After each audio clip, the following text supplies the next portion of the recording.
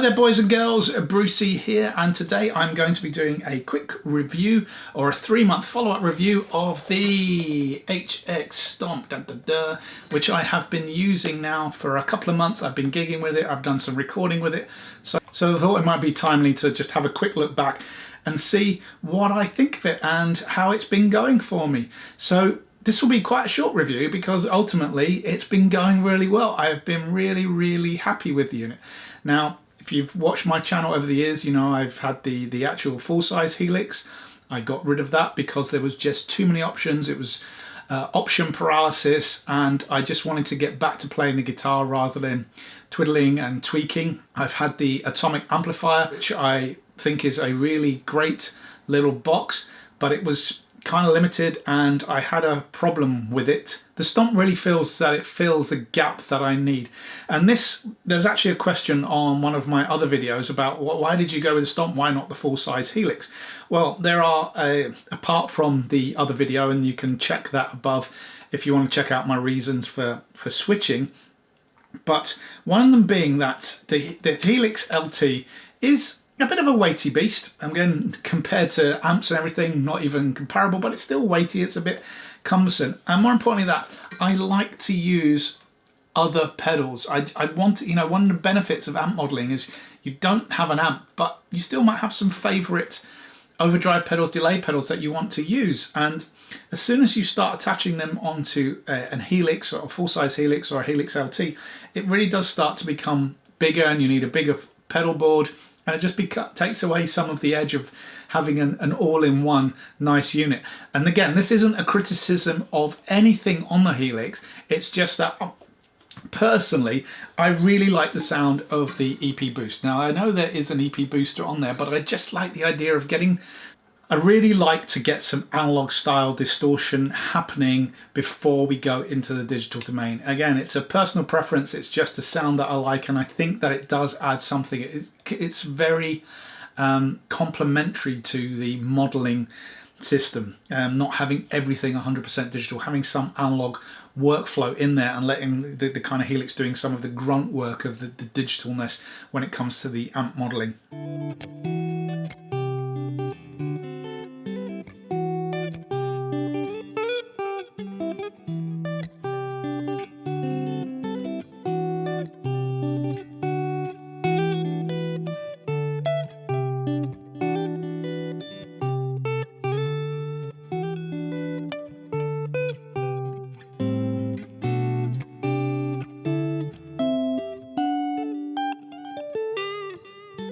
So I wanted a small solution, and as I said, the amplifier box was that small solution. It was great. You had potentially 2 presets and the ability to add a boost or an effect, but it became very troublesome when you wanted to make some internal changes. Let's say you set up a patch at home where you've got your delay and it's working at home, and then you get to a gig and it's just not working. If you don't have a laptop with you, there's no way you can go in and switch that delay off. So that was, you know, there was a few little niggling issues there. And also, it was a little bit difficult to know which amp you had selected. Even if you've got 2 presets, it still became a little bit tricky if your mind's not as good as mine isn't anymore. To remember what settings were what cabinet, you know, it just all got a little bit confusing because there's no feedback. But it is a great sounding, amazing device. So don't let me put you off if that's a consideration. Just do a little bit, you know, figure out what it is you want. This to me was almost like the ideal solution. It's got a couple more switches, well, 1 more switch plus the ability to add 2 more via the control in and out, which is great. So you can, in a sense, have 5 pedals controlling various things. It does your amp modeling and it does some additional effects. Like I say, I'm getting the dirt and some boost from external pedals. So all I wanted this for kind of was mostly effects that I tend to leave on, or maybe just want to switch in and out, like occasionally like an octaver or some modulation. Not a big modulation guy, so being able to switch some modulation in and out of a preset is great. Also, in a sense, this whole rig here is smaller and lighter than an actual Helix, so LT. So again, another reason why this is, for me, was a better option, because I wanted a little bit more control and my external pedals and the wireless. Again, if you're using the LT and you've got a wireless system, you need to have another pedal board to put your wireless system on. Again, Line 6 maybe in the future you could build a wireless into the bigger LT, or even have a little slot down the side where you could slot some pedals in and power them from the Helix. That would be absolutely amazing. Maybe a slot for 2 or 3 pedals down the side, a metal kind of bit that you could add on. Wow, how amazing would that be? Anyway, I digress. This is all about the Helix Stomp and my feelings about it so far. As I said, one word, it's been great. I've been really happy. The things you can do with it, again, when I've set it up in conjunction with the MS3 using, again, check out some of my videos of MIDI assigns, being able to control a variety of different things from the MS3, just leaving the HX Stomp alone. It just sits alone. I control everything from the brain of the MS3, and the MS3 provides me with some additional doubling up of effects. Because if I had 1 or 2 criticisms of the Stomp so far, the first would be I don't like the power supply. Sorry, I just hate it. I really hate it with passion. It's non-standard. You've got to get a barrel adapter and you've got to invert the polarity. Now, I appreciate that it requires more power than a lot of other units, and that it's probably difficult to power it from a 9-volt supply. But if you've seen the video I've just done on the True Spot power supply, you can power it. It is possible. The Stomp comes with this nasty, nasty thing. This is just horrible, Line 6. Come on, this is, it's 2019 and you're supplying this. This is not going to stand up to much gigging. Seriously, it's just going to break. And if you lose it, where the hell do you get a new one of these? Because it's not standard. If you needed to rush out, if you had a spare one in your bag, where do you find these? You can't. So that is a real annoyance. Ideally, my dream, and I appreciate Line 6 can't do this, would be to have an IEC connection, because then if a fuse goes in a plug or whatever, you can just find a standard plug and plug it in and go. It would also mean that the Stomp would be a bigger unit. I totally get that, to incorporate the power supply. Otherwise, just find a way of making it work from a standard 9-volt power supply that we'll all have. Again, but not ideal for a gigging situation. You want to plug one thing in. You don't want to have all these little wall wart things hanging around on stage plugged into. It's just not great and just leads to things breaking. I'm sorry. It's just, as you can see, I'm quite passionate about this topic because I've had over the years of gigging, I've had quite a lot of problems with power supplies and noisy power in venues, and you just want things to be simple and run off a decent power supply. We've all spent maybe some money on getting a decent power supply. We want to be able to run our gear off of it. So that is number one. But at the end of the day, I've got a solution. It runs off my True Tone 1-spot power supply. Very happy there. Overcome that, even though I have to, change the polarity and change the barrel size to get it to work through 3 other cables. Not ideal. Again, if one of those cables goes down, hopefully I've got a spare floating around. But again, they're not things that you tend to have spares. You've got to go out and buy more stuff. So a little minus point there.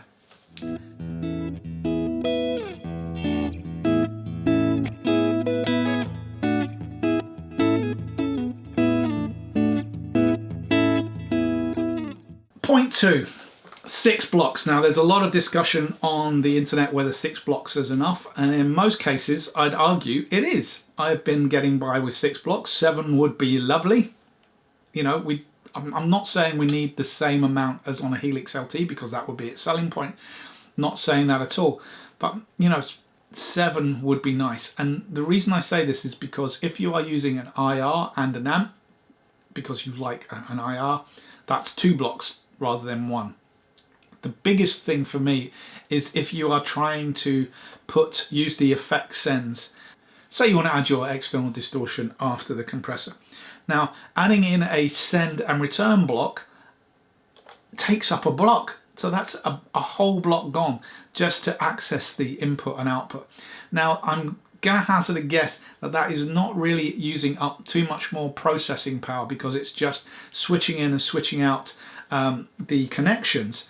So can that not be a free block? Is there any way you can't program that to save us a block? I'm going to guess no, because of the screen size and the way everything's laid out now. But come on, Line 6, I think that's a bit unfair that, if you're going to plug in some external effects, you have to lose a block. It would just add to the power of it. It's just something which, slightly grates a little bit. Again, as I've said, loving the unit, had no problems with it, touch wood, it's been absolutely fantastic, sounds great, but there's a little niggle there that I don't want to lose a block. So currently I'm running mine straight into the front because I just haven't got a spare block to play with to do it exactly how I would want to do it.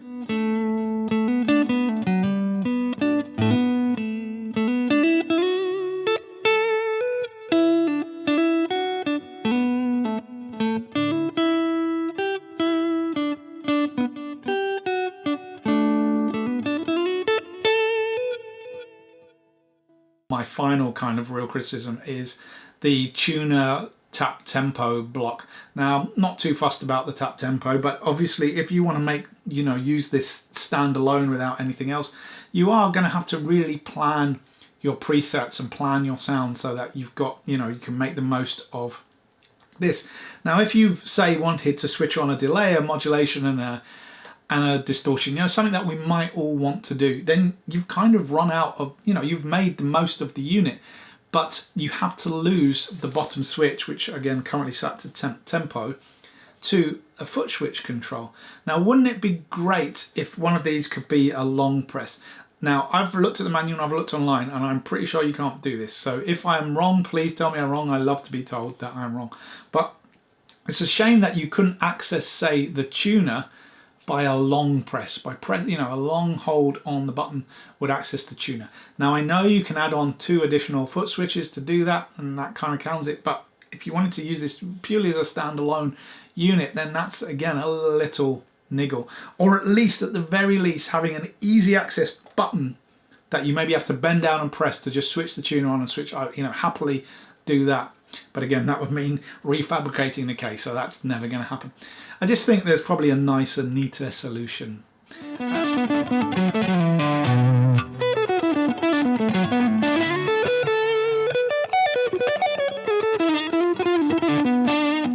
So that's it, no problems at all gigging. It sounded great, it's worked really well. I've got this, just plonk this down, plug it into the PA, and I am good to go. It takes a matter of seconds.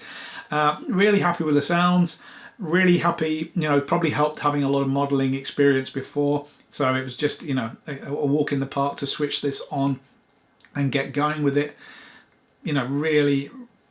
Really happy so far, no problems, touch wood. So I hope you found that little discussion useful. If you've got any questions about the HX Stomp, please do let me know.